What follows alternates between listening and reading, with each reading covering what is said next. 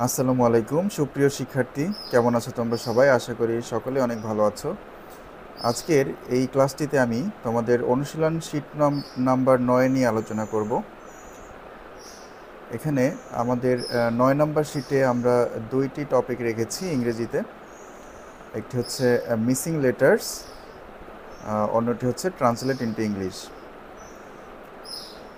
তো আজকে আমরা শুরুতেই মিসিং লেটার্স নিয়ে আলোচনা করব। এখানে আমাদের কতগুলো ওয়ার্ড দেয়া আছে, ওয়ার্ডের মধ্য থেকে আমরা কিছু লেটার্স এখানে মিসিং রয়েছে, আমরা সেগুলোকে খুঁজে বের করার চেষ্টা করব এবং পরিপূর্ণ ওয়ার্ডটি কী হবে সেটি নিয়ে আলোচনা করার চেষ্টা করব।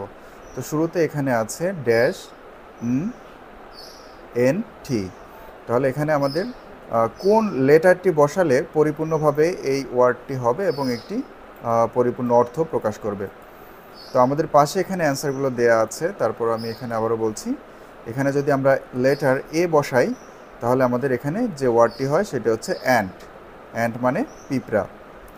তারপরে এখানে আছে বি ড্যাশ টি। এখানে যদি আমরা এই বি ড্যাশ ড্যাশের মাঝখানে যদি লেটার এই বসাই তাহলে আমাদের ওয়ার্ডটি হয় ব্যাট। ব্যাট মানে ব্যাট, খেলার ব্যাট। আর এখানে আছে ডি ড্যাশ ডাবল এল। এখানে যদি আমরা ও লেটার বসাই তাহলে কি হয়? ডল। ডল মানে পুতুল। এখানে পি ড্যাশ এন রয়েছে, এখানে যদি আমরা ড্যাশে যদি ই বসাই তাহলে পেন হয়। পেন মানে কলম। তারপরে ই জি ড্যাশ আছে, এখানে ড্যাশে আমরা জি বসাতে পারি, সেক্ষেত্রে আমাদের এখানে ওয়ার্ডটি হয় এগ। এগ মানে ডিম। তারপরে আছে হচ্ছে এইচ ড্যাশ টি।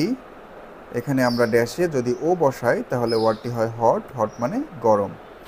ওকে, আশা করি তোমরা এটি বুঝতে পেরেছো। 2 নম্বর টপিকে আমাদের রয়েছে ট্রান্সলেট ইনটু ইংলিশ।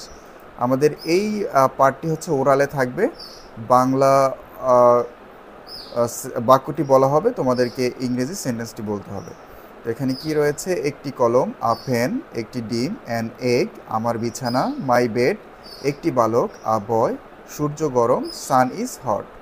আমি আবার বলছি, একটি কলম, আ পেন, একটি ডিম, অ্যান এগ, আমার বিছানা, মাই বেড, একটি বালক, আ বয়, সূর্য গরম, সান ইজ হট।